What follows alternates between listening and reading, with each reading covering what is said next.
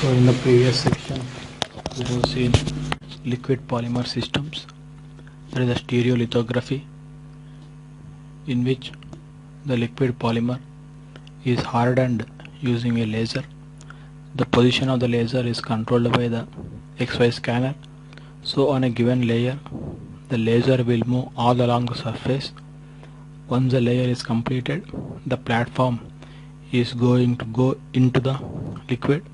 Again the laser is going to scan, and layer by layer the component is manufactured.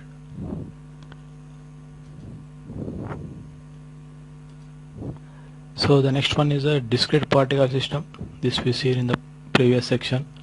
There are three main processes. One is selective laser sintering, other one is a direct metal laser sintering, and the third one is binder jetting process. In both selective laser sintering and direct metal laser sintering, you are using a laser to partially melt or fully melt the powder particles to create the solid component, whereas in binder jetting process you are using droplets of binder which is deposited using a nozzle to create the solid component.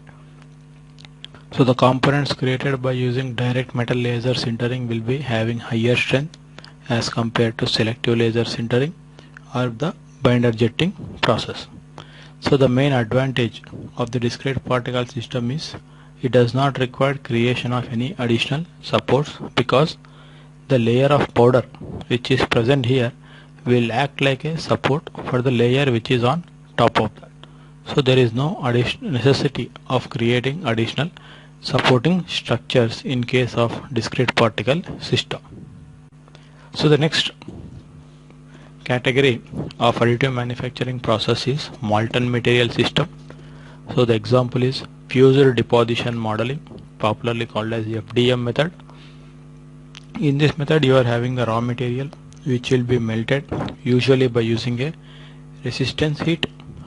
So you are supplying electric current to a heating element, its temperature is going to increase, the raw material is melted and it is deposited onto the workpiece or onto the foundation platform at the beginning. So how does this function? So you are having the spool which will contain the raw material in the form of a filament or a wire of very small diameter. It is fed into the nozzle continuously. So in the nozzle the filament is melted and the liquid stream is simply going to flow out, and depending on the position of the nozzle on the particular surface here, the material will be deposited wherever it is necessary. So in the figure you can see here it is a I section, in between there is a gap is there. If this red color material is not present, it is not possible to create this horizontal flat surface because it will simply fall down. So this material whatever is deposited here, which is not part of a component but it is required for the getting the shape of the component, these things are called as the support structures. So in this figure you are having a separate material for the support structures and separate material for the workpiece. So you are having two different things. If you don't have a separate material spool here, then using the model material itself the supporting structures will be created. So whatever material you are using, this support structure material has to be removed and it has to be thrown away. It is not part of the component. So usually you are using a separate material for the supporting structures. This will be either water soluble or it may be a solvent soluble or by low strength material. So idea is to very easily remove the supports from the component and make the component ready at a very fast rate. So if you are having two materials you are using, then you will be having two nozzles here through which the supporting structure will come and the workpiece material also is going to come. So each will have a separate nozzle. Then how does this function? So this nozzle is going to move in the XY plane and the Z-axis movement is given by the platform. So at a given layer the nozzle is going to be moved in the XY plane. Once the layer is printed, the platform is going to move down by one layer thickness. Again nozzle is going to move depositing the material. So you can have either two different materials, one for workpiece and one for the support, or you can have only one spool material. So what is the advantage of this particular process?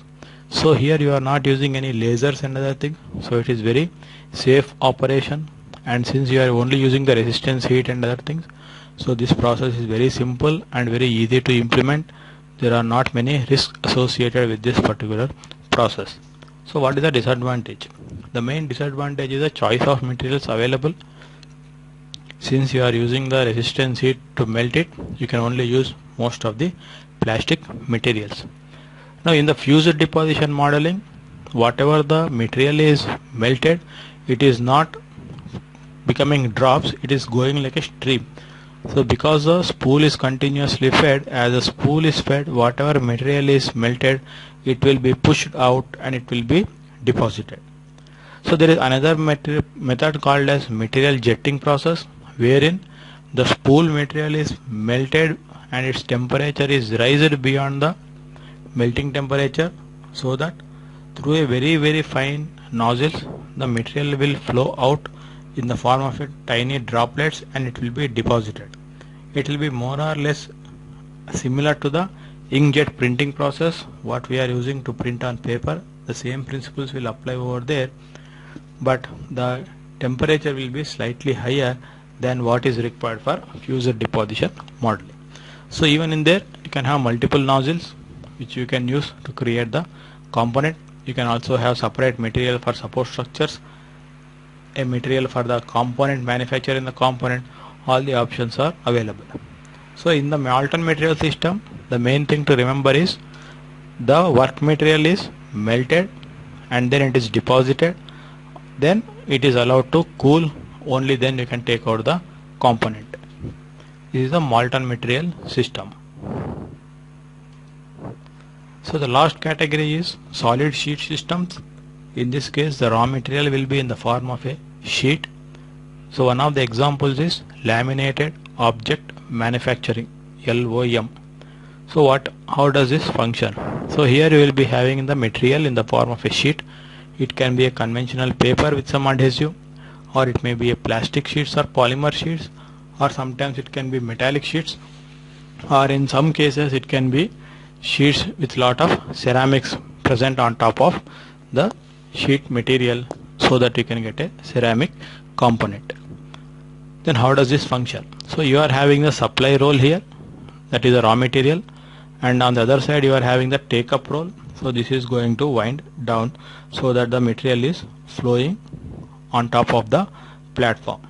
Initially the platform is at the topmost point, one layer of the paper or the sheet is present over there.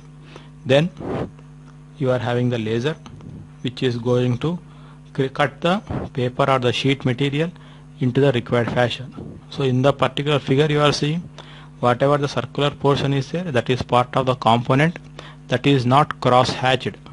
Remaining things you can see there are small squares created. You can see small squares created. So these you are actually cutting the sheet material so that it becomes very easy to remove all the unwanted portions. So once the layer is completely manufactured, the take up roller is going to rotate, so the fresh sheet is going to come on top of this one. The laminating roller is going to roll on top of this surface so that it is joining the two consecutive layers together.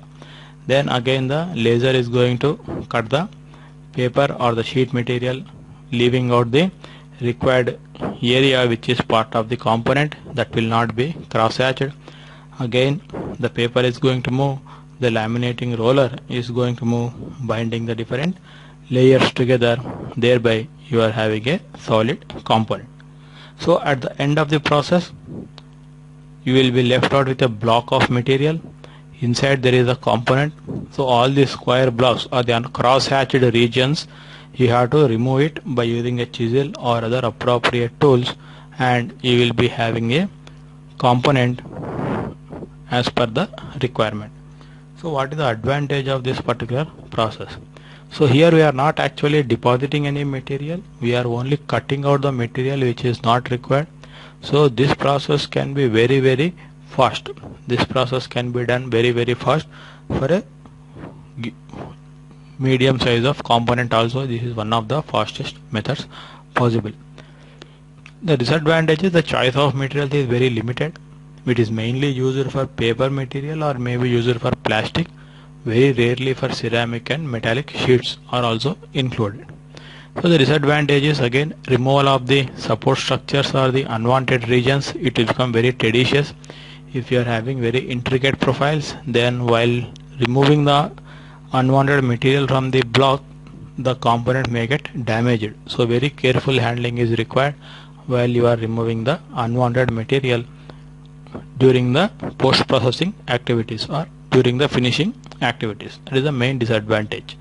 Advantage is it is a very fast process, but this is not widely used, but it is still in use because the whatever thin layers are there, you can incorporate several different features into it and you can create the component. So you can have a polymer, then you can have an electronic sheet or something with circuits.